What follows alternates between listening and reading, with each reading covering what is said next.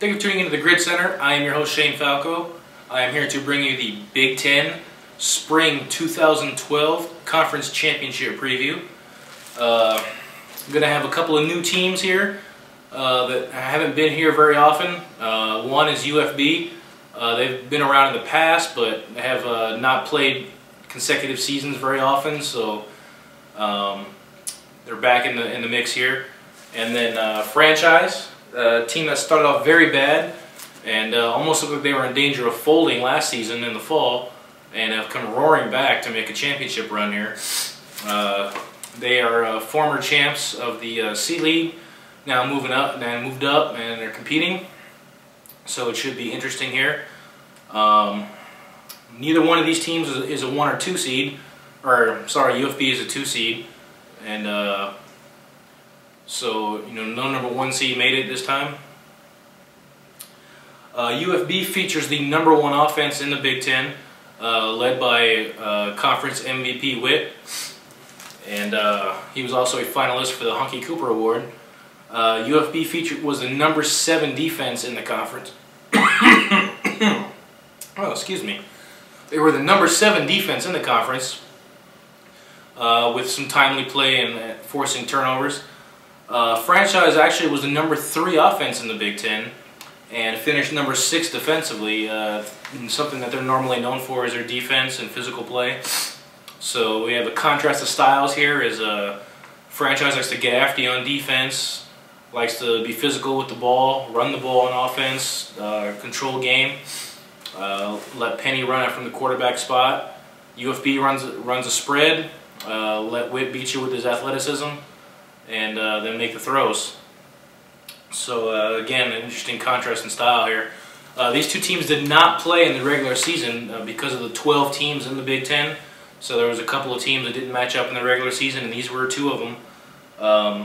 So these will be the first time these 2 teams have played all season. They didn't previously play in the regular season.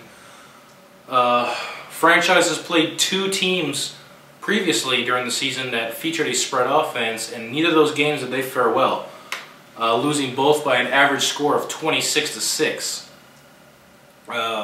Those are back-to-back against the Bulldogs and Rebel Swag.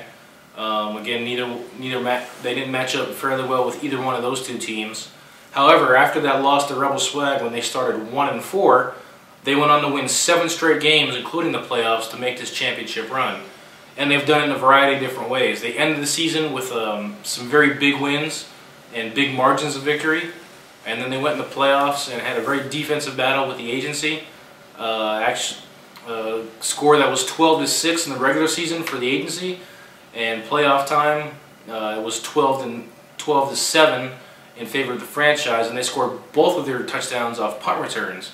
So they've done it all. They've done it every which way they can here at the end of the season. Big offensive games in the regular season, defense, special teams in the playoffs. They also knocked off a perennial sandbagging until the playoffs body count, and put it on them late to pull away from that game. So interesting that they knocked off body count. So this is not a matchup people were expecting, or some people were and some people weren't. Again, it's a very interesting matchup, the way 2 different styles of play. I think the key to the game in this one is going to be, can the rushers for the Franchise contain Witt and not let him make plays with his legs and force him to throw the ball. When that's happened, when teams have been able to do that, he has turned the ball over. So it's something they'll have to capitalize on if that opportunity presents itself. Again, they're going to have to be able to contain first without taking themselves out of position, because we know once Witt gets moving in the open field, he's very hard to stop. Also, traditionally the defensive backs in the Franchise are small, fast guys.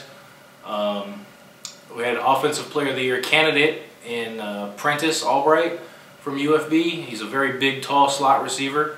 Will they have anyone that can match up and cover him in tight situations?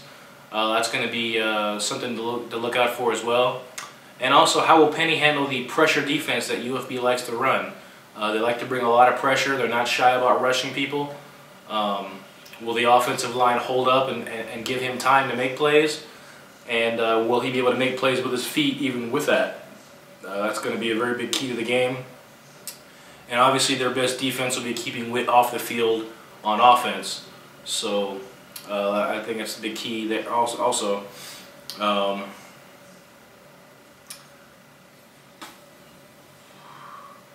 That is really all we have to look at here. Opening lines had this game as UFB -5. It may have gone down a little bit in some people's opinion. I'm going to actually hold that line there. I think that's a good line. It's going to be whichever team's defense can make the big turnover. I think is really going to. If franchise gets down early, they're not really built, historically built to come back from those kind of deficits. So they're going to have to control the pace of the game, and again, they're going to really have to contain Witt and not let him beat him with his feet. If they can force him just to strictly throw the ball, then I think that's obviously going to be their best chance to win. If he has a chance to run wild and be a dual threat, then this could be a very long game for the franchise. Again, congratulations to both teams for making it. And UFB had a lot of close games coming into the playoffs, and their 2 playoff games were won by big margins. So they have obviously ratcheted up for the playoffs, and franchise is the hottest team in the Big Ten right now. So will that continue after the week off for Mother's Day? We'll find out this Sunday at Fountain Park at 11 a.m. So again, good luck to both teams, and I will see you guys at the fields.